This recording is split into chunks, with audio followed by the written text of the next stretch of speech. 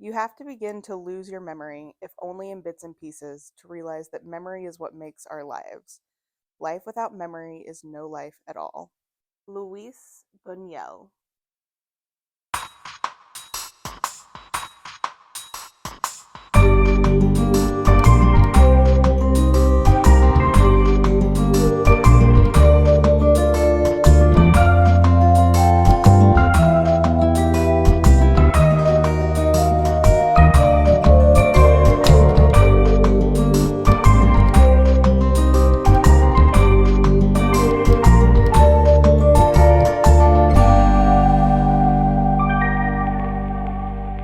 Hey, bestie. Hey, bestie. How are you? Good, how you doing? Good. Tell the people who you are. I'm Maddie. And I'm Rin. And we're back. We're back at it. What'd you do this week? Worked. I missed you. We didn't work together at all this week. I know, not near. It's just not fair. Until this morning. And then it became bestie day. Bestie day. Bestie day! But what we're really here to do is talk about Eureka. Let's do it. Yes. Season 1, episode 3. Before I forget. You looked at me like you were like, yes? Yes, before you forget what? What are you going to forget, Maddie? This episode originally aired August 1st, 2006. It was written by Andrew Cosby and Jamie Paglia, with John Rogers on the teleplay and Carl Schaefer for story. That's just what I found on IMDb. I don't know what all the differences are. I mean, I can kind of infer. Yeah, you can guess. But I don't know exactly. We'll let everyone else guess too then. Yeah, well, and I'm sure people in the industry know all the differences. 100%. But that's what's on IMDb. It was directed by Michael Robinson. And then we can start the episode. We had a cold open. Henry, Joe, and Carter are going into the Cafe Diem.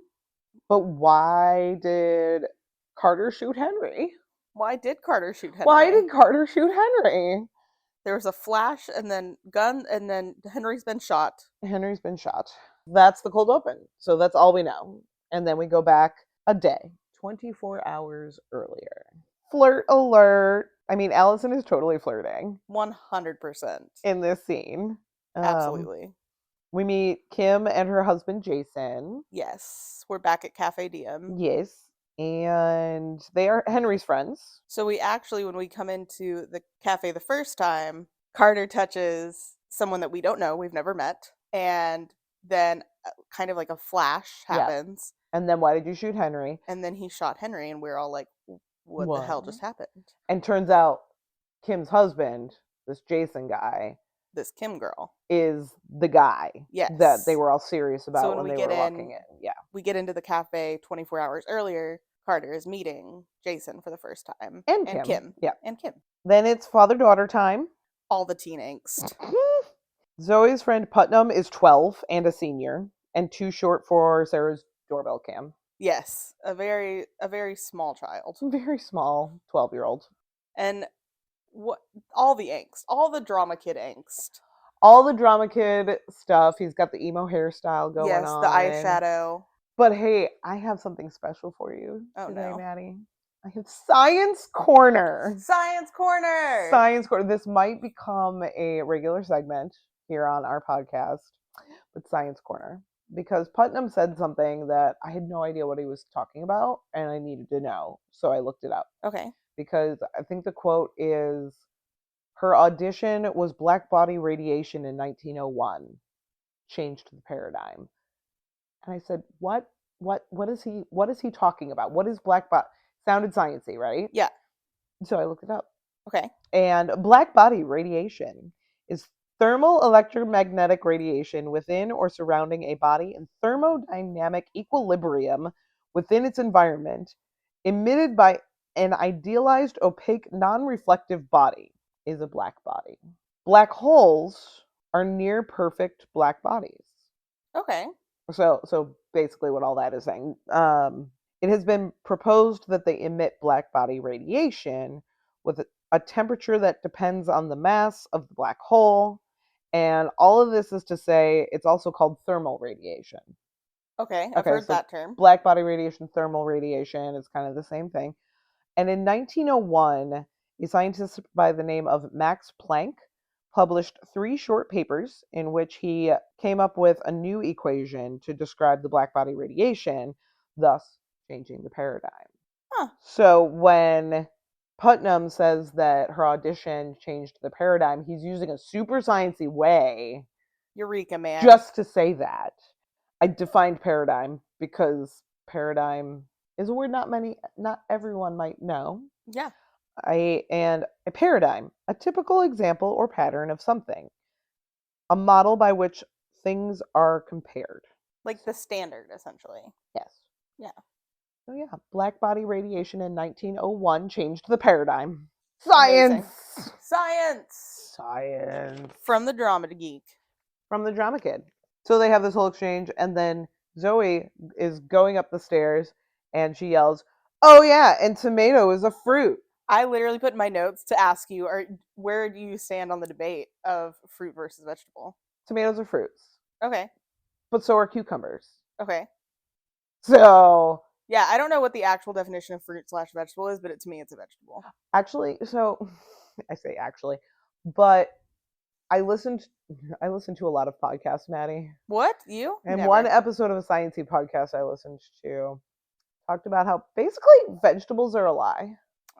Okay. Every vegetable can be is it's kind of an all-encompassing term, but every vegetable is either a fruit, a leaf, a root, a something. Valid. A flower.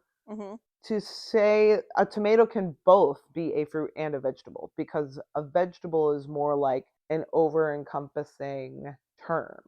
Gotcha. For all these different things. Okay. So, but I just thought it was vegetable. funny when Zoe snapped back, "Oh, a tomato is a fruit," because Carter said you were the cutest vegetable. I knew it was a vegetable. Tomato is a fruit. Well, guess what? So is a cucumber. So either way, she was a super cute fruit vegetable plant. Edible plant. Because a fruit is defined as the fleshy product of a plant that contains seeds and can be eaten as food. Cucumbers are also fruits. Indeed. So there. Then we go back to the cafe. Back to the cafe. Kim and Henry are talking. They are. And they're also flirting. So much flirting. Even in another language. And Henry goes, "Oh, like those all-nighters back in all-nighters, huh, Henry?" Back in the day. Well, probably my favorite line from this entire scene is from Vincent. Mm-hmm. Be careful with the tentacles. Be careful with Vincent's tentacles, Maddie. Yes, be careful with his tentacles, man. We're not here to yuck anyone's yum. No. But you gotta be careful with the tentacles. You gotta be careful. So now we're over at GD. We're testing body armor. It's taking the bullets like a champ. Yes. But what I love here is that Henry actually asks, "So who's going to make the coffee?" He doesn't automatically assume it's going to be Kim or one of the women in the room. Right. Like, Henry's just like, well, somebody's got to make the coffee. Who's going to be? Everybody needs coffee. Kim needs coffee. Jason needs. I need coffee. Everybody needs coffee. Should I make coffee? Do you want to make coffee? You know, who's going to make the coffee? So, and it was very much not a tongue-in-cheek question either. He was genuinely wondering, like, which one of us wants to make coffee? I feel like a lot of my notes are just quick mentions of the scene. Yeah. And then we cut to another scene. Are these really short scenes to you, or am I just like not taking enough notes? They're not that short. So we also find out that the suit isn't fully working because it's not switching from the kinetic energy to the thermal energy. So when they switch from the bullets to the napalm, the suit does not survive. Right. And Stark is frustrated because they're spending so much money on this project and it's not working the way it was supposed to. You also skipped over that in the cafe when we're seeing Henry and Kim talk. Kim says that they need his help. And Henry's like, you don't need my help. Like, you're the most genius people ever. Like, who needs little old me? And they need him. So then we get Jack is bringing Zoe's costume to her, Yes. but he has to pull Jason over. Yes, Jason is speeding because my nightmare, the cop car, tells the officer that the car going the opposite way is speeding. Eh. I don't need the car to tell on me. That's not fair. If he's not looking for me and my speed, I should be allowed to go about my business. I got pulled over for speeding the other day Yeah. on my way to work, and I didn't tell you that the way I was pulled over. So the police officer was all the way, on the right shoulder. Mm-hmm. I was all the way in the left lane. So I don't know when he clocked me, but he literally got out of his car, walked across 2 lanes, let the car in front of me go on past.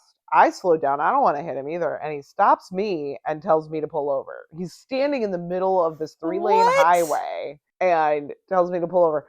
I'm like, this can't be safe. What's happening? He's just hoping for that paycheck. He just Well, wants out. That's the thing. He does. Because he did not give me a ticket. He gave me a warning. I was speeding. And I just kind of was taking it. I'm like, yeah, okay, I messed up. But he's like, you were speeding. I need your license. Okay, give him my license. He goes back to his car. He comes back. He says, you're getting a warning this time. And hands me the stuff and then walks away. No verbal slow on down or be safe out there. be safe or try and travel safe or anything like that. Yeah, no, he just was like, please leave. All right, I pulled another person over. I can tell my boss. Yeah, I got my numbers. It was very strange. But it sounds very strange. Yes. Much like this speed stop. Pulling over? Yeah, there's no real good way to say No, there's that. no good way to say it. It was going to be a great segue. But yes. So Jack pulls Jason over. And Jason is in the car. With who else? Evil Beverly. With Beverly. And she says, he can't see us together. Because of course she knows what's going on. Of course she knows what's going on. And clearly they're in cahoots with something. Yes. Because she's an evil bitch. So Jack gets out of the car. Goes over. And Jason's Jason's schmarmy, arrogant son of a bitch air puts Starks to shame. Yeah. Stark looks like a good guy when they're in the same scene. Right. So you just don't like him. Yeah. Yeah, Jack goes to get his ticket book. And call Joe for backup. Yep, because there's a problem. They get out of the car and kind of confront Jack. And Jack's like, get in your car. And he says, you should get back in your car. Because he's a dick. And so that's when Jack calls Joe. Right. Says, somebody's in trouble. Yeah. And then we go to the lab. And then we're at the lab. We're at the lab with Henry and Kim working together great. They're switching boards. They're like, oh, you've got a great idea here. How about we expand? They have a really great teamwork energy. You missed Joe showing up. Asks why he called, and he doesn't know. There's no other car there. There's nothing in the ticket book. Nothing. Yeah. And he has no clue what just happened. And then we go to the lab. Then we go to the lab. Now we're at the lab. And good teamwork. Yes. Yes. Good teamwork happening. Henry turns around to go make coffee because the coffee pot's empty. And, they can't finish the puzzle. Kim's and with the coffee, Henry's going to go make it because you kill it, you fill it. Amen. Right? Amen. And Henry knows this. Henry knows Absolutely. This social convention. Absolutely. And Kim is talking about how she kind of plays second fiddle to Jason. And Henry is kind probably of no teamwork happening there. Jason tries to make it seem like there's teamwork, but there's no teamwork. Right. Yeah. She feels like there's no teamwork. Right. Because she's just there. He just always has all of the answers. Suddenly he'll sweep in and have the right answer. Yes. And that's exactly what he does. Yep. He comes in and he solves the puzzle. And he just solves it. Look at that. He looks at what they've been doing with great collaborative work and says, oh, here's the answer. Yep. Ugh, gross. He's gross. He is gross. He's pretty gross. Schmarmy. Yes. So the next scene, we go to the school auditorium. Yes. Because we're practicing for our play. For the play. Midsummer Night's Dream. Except no. Except no. It is A Midsummer Night's Invasion. Yes. Because I want to see this play. Putnam is a visionary. He is a visionary. But I want to see this play. This is the play I need to see. Can we have a special like DVD feature or something that is literally just the entirety yes, of this play? Because I'm obsessed. Yes, absolutely. So they go through the auditorium through the practice, and Puck gets hurt. Yes. First of all, Puck doesn't know his lines, and they're probably the easiest lines ever. Yes, and Zoe's not allowed to practice? Rehearse, yes. Because Jack never showed up with her costume. Yes. No costume, no rehearse, because Putnam needs to see his vision come to life. Indeed.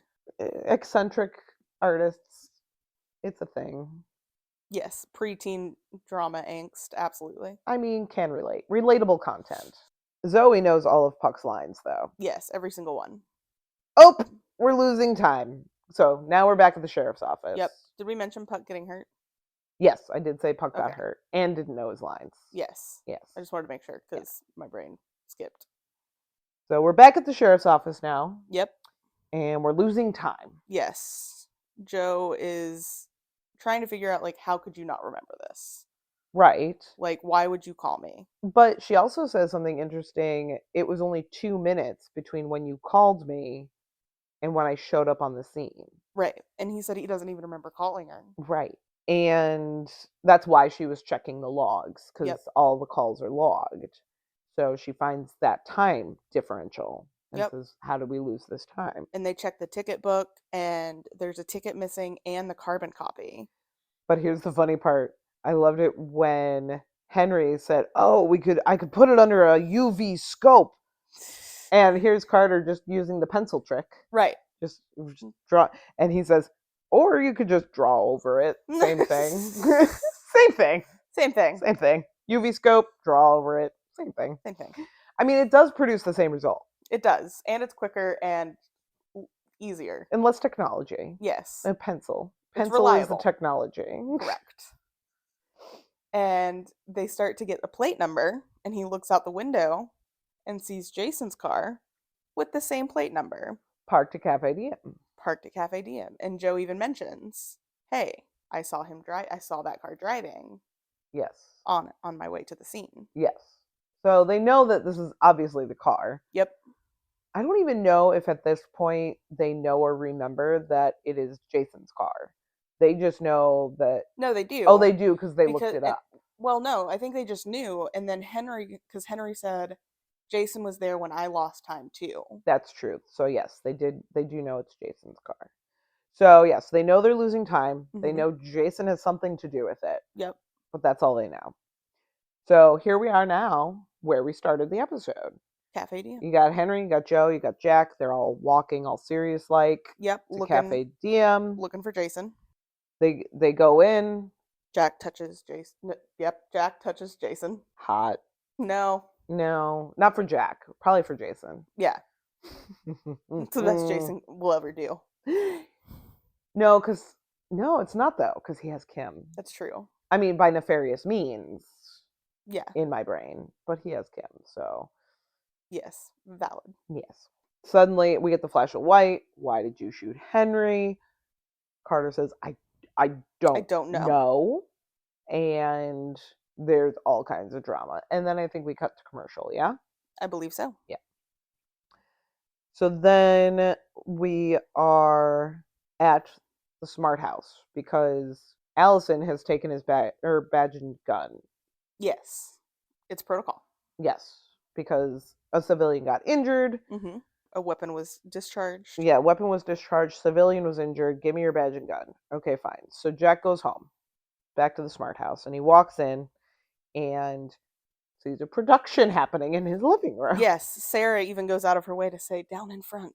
Because Sarah's very much enjoying this. Yes. Rehearsal. She even has notes. Yes. Everyone's a critic.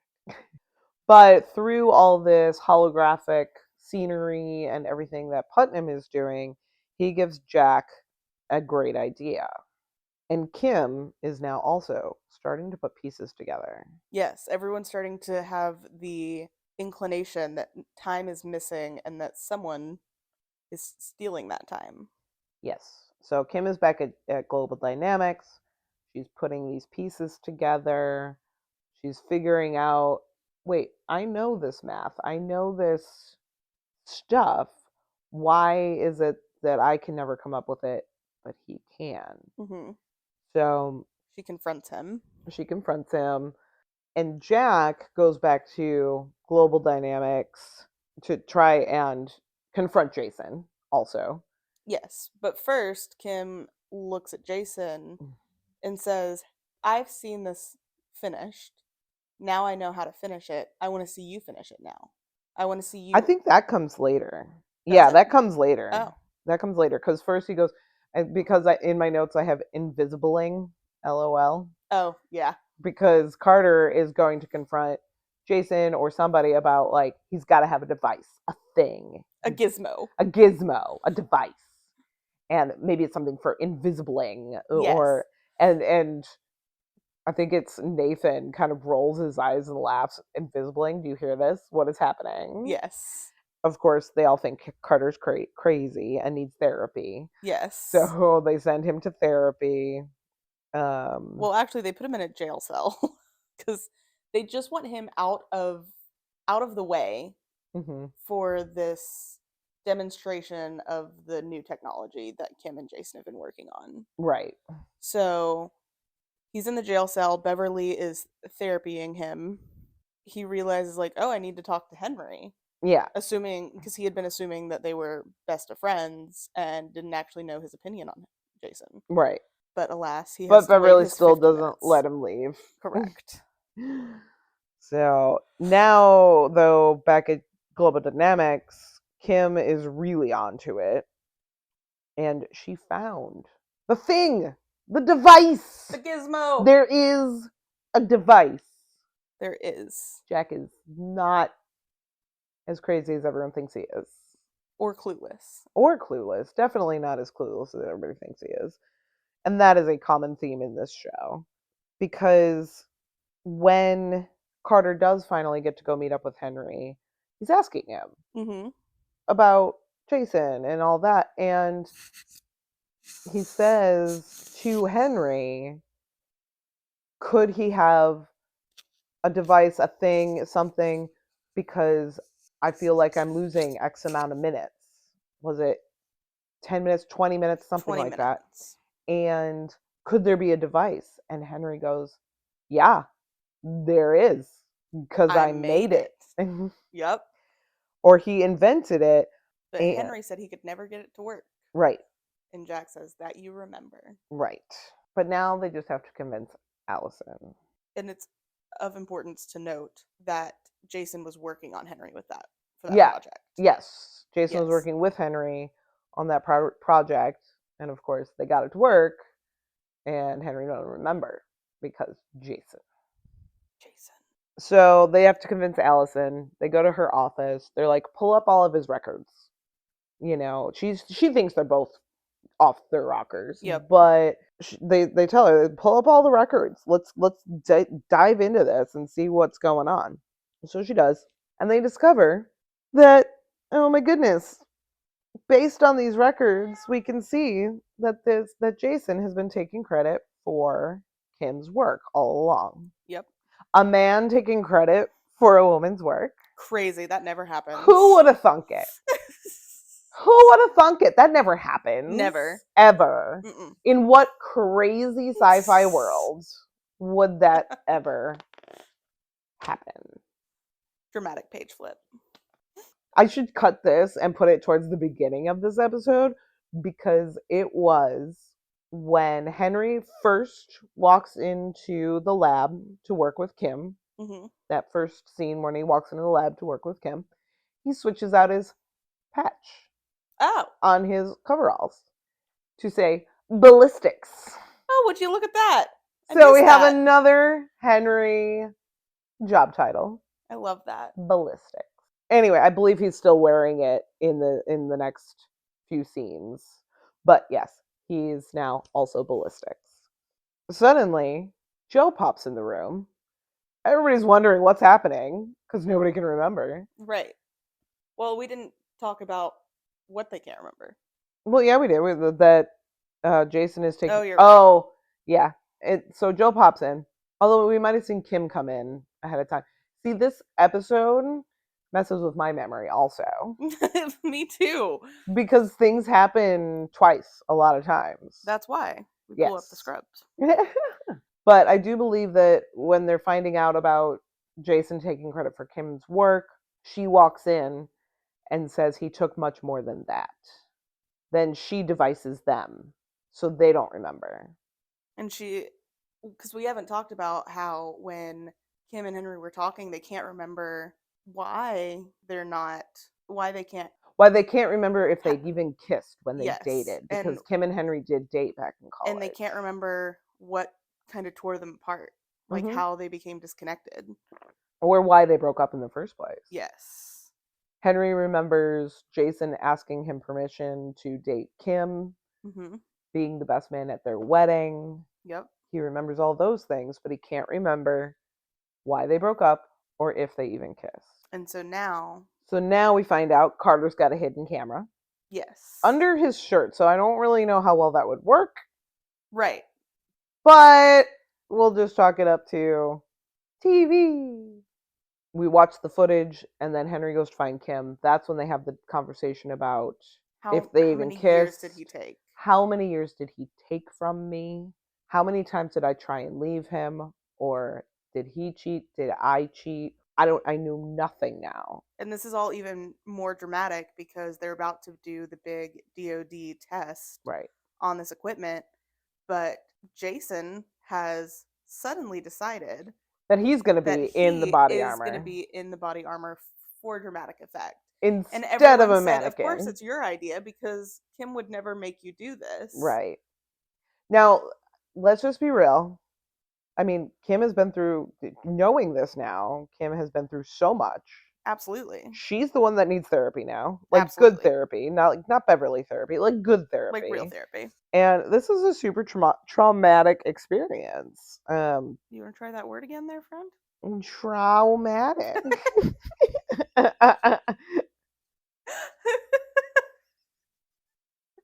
Add that to the blooper reel? Maybe. Or maybe it'll just be in the episode. Traumatic. Yeah, it's super traumatic for her. She does need good therapy at this point. They go into the lab. Jason's in the suit. I think Henry brings Kim into the lab, or Kim brings Henry into the lab. They're in the lab. Kim and Henry are in the lab, and this test is about to start. Jack's trying to convince Jason. Jack stops the test dramatically. Yes. Super dramatically, pushes the girl's hand out of the way. And he said, "We found your device." And Jason, of course, is still denying it all. Right. And saying, "Oh, no, there's no device. This is all me." Who are they going to believe? Right. Now, Stark also goes, "Someone's about to lose their job." Right. He's not wrong. Because if Jack's wrong, it would be Jack. Yeah. After shooting Henry. Well, and that's what Stark thinks he's talking about. Absolutely, yep. But he's not wrong. So, finally, Jack says, "Okay, let's go ahead with the test." Because Kim knows this math. Do you? Right. So, how sure are you? And he says something along the lines of, and he said, "No, but this was my idea." And he goes, "Or was it Kim's and you forgot?" Yes. She's smart enough. So if you are 100% sure that you're smarter than her, go ahead with the test. And alas, we do not. And alas, we do not. Turns out Kim was not going to kill him because she's not that kind of person. She's just going to bang him up a little bit. She just turned the power levels down so that he would get a little banged up. Which, can't blame her. He deserves it. He totally deserves it. Wish he had. So, Jason's out. Jason just lost his in at GD because Stark said, "This is going to be the last. Cash that check quick because it's the last one you're going to see for a while." Yep. And then we go to back to the school auditorium for the play. And we find out that Kim is going to come work at Global Dynamics. Yes. Which is fun because then she kisses Henry. And she says, "I remember this." And it's so cute and So sweet. romantic. I want to see where their relationship goes. Me too. Because they're like adorable together too. They Just are. the way they flirt, they've got such good chemistry. Yes. I'm here for it. Like our couple this morning. Yep. And then my last note is I want to see a Midsummer Night's Invasion in 4D. Because that's what the poster is. Midsummer Night's Amazing. Invasion in 4D. Yeah, in 2006, 4D would have been like unheard of. Oh, and yeah. Now like that's everything is 4D now. Yeah. Well, everything where Never we mind. are. That's everything's in 4K. Everything is in 4K.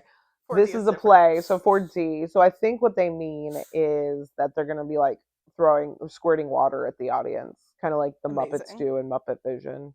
Excellent. Yeah. And we see Zoe as Puck Yes. with Killing the it. jetpack, Killing it. and Jack is front and center Yeah. next to Allison. Yeah. Which, I mean, yay. And of course, Allison said these are the moments we live for. And These are the memories that we create. These are the moments we'll remember forever. Yeah. If we're lucky. If we're lucky. And nobody has a device. No Men in Black flashes. No Men in Black flashes. Flashy thingy. Yeah. It is. It's very much this whole episode and the device and everything is very Men in Black. And I'm here for it because And that was my first thought when there was like that flash and he didn't know what was going on. I was like, Men in Black. So you kind of called it from the start. I did. Nice. I've watched Men in Black a lot though, so same. It's one of my favorites. And I think about that device a lot. The flashy thing. Yeah. Yeah. Because I have memory issues. Oh. Like I think I get like 4 years at a time before my brain dumps it. So like after anything 4 years from now or 4 years in the past from today. You remember the day we met? It's flashes. Like, yes. I don't. It's fine. Like, I know facts, usually. Yeah. And I get, like, flashbulb memories. Light bulb memories, I think is what it's the technical term for it, where you see, like, something vivid as a flash. Yeah. But, I mean, if it wasn't for Erin, my other bestie. How dare. I'm so sorry. How dare. I'm so sorry. If it wasn't for Erin, I would have no idea what happened between like 2008 and 2015. Does Erin need to be my nemesis? No nemesis. Erin, if you're out there listening, we are now nemesis.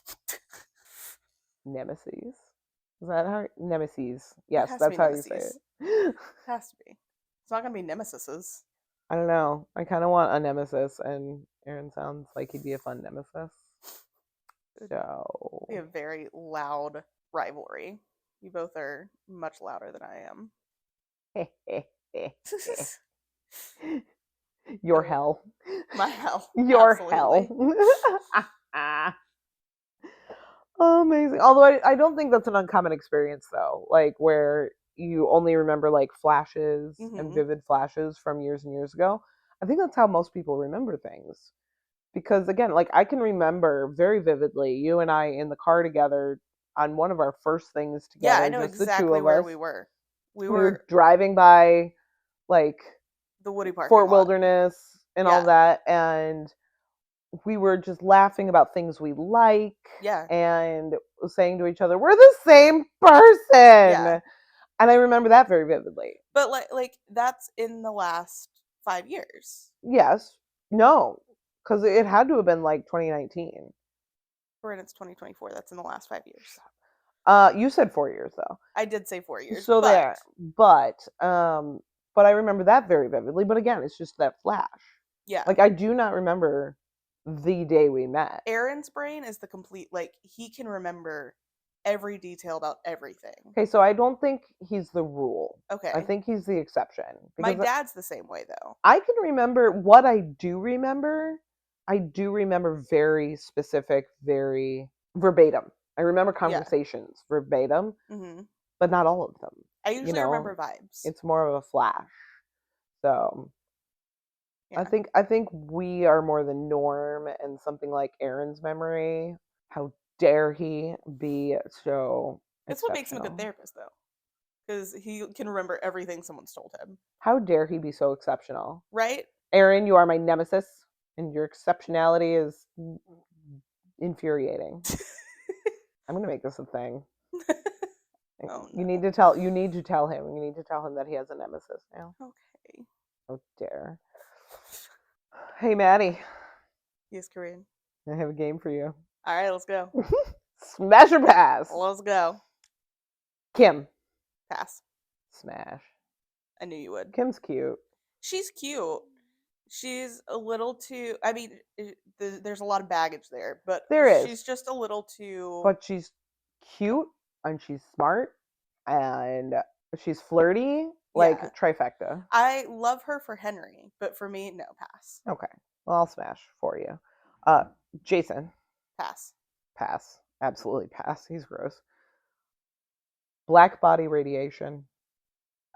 It's too much for my brain. Pass. Too much for your brain. I'm gonna say thermodynamic radiation is hot, so I'll smash it. Is it though? I mean, I guess It could be. we don't know. Again, pass. I don't know. My brain's too I think it depends on the size of the black hole. too much sciencey. Ayo. Yeah. See? Smash. How about a Midsummer Night's Invasion in 4D? Smash. Smash! All right, last one for this episode. Mm-hmm. Carter's thing. Device. Gizmo. Smash. Smash. Smash. Innuendos are fun. We love them. So what do you think, Maddie? Is that it for today? I think that's it for this one. Amazing. Well, next time we're going to be talking about episode 4. Do we want to get into more of how like the memory is who Kim is though? So like everything he took from her was like, oh my god, like her whole life. Yeah, and like imagine all the consent that she didn't give for the future that she ended up living. Yeah. It almost is like a parallel to Susan. Yeah. And having a whole life that she didn't know about. Right. And yeah, I mean, can you imagine the invasion of your mind? Yeah. He literally stole years at 20 minutes at a time, but he stole years from her life. Yeah, she says like, did I cheat on, like, what if I cheated on him? What if he cheated on me and I tried to leave? And then everything was fine. And then I didn't even know. Yeah. And that calls into question if any of her choices, getting married, however many times they slept together, were actually really hers. Yeah. Not even if he flashy thinged her or whatever, but just because she was working without the proper information. Yeah, absolutely. And it goes into matters of consent, and it goes into matters of our memories are what makes us. Like our knowledge is what makes us. And manipulation and yeah, coercion, and just all the things. Yeah. And that's what makes Jason so gross. Yeah. You know, and that's what like makes her villain arc in this episode so interesting, because you're like, yeah, fuck yeah, you deserve this. Well, and that's the thing is, I don't even think it's a villain arc. No, she just has a moment of I'm pissed. Yeah. And haven't we all? Sure have. I mean, we've all gotten just a little bit vindictive. And again, she wasn't gonna kill him. Yeah. Even if the test had gone through, he wouldn't have died. She's not a villain. She just. But did you die though? Yeah, but did you die? No.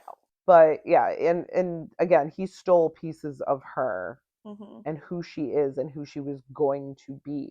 But she can never get back. Yeah. So now she just has to make new memories. She gets to start over though. With Henry. Which we love that. We do love that. And luckily, she's still super smart Kim. Super smart Kim. And gets a job at GT. Absolutely. So, yeah. That's it, I think, for today. Okay, that can be it for today. That's the end. And next time, we're going to talk about episode 4, which is called Alienated. And it's going to be a fun romp. Until next time, either next time we record or next time we work together. Bye, bestie! Bye, bestie!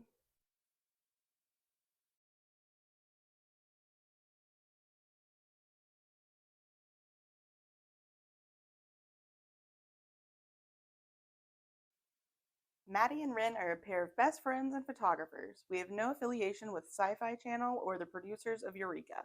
This podcast is for fun.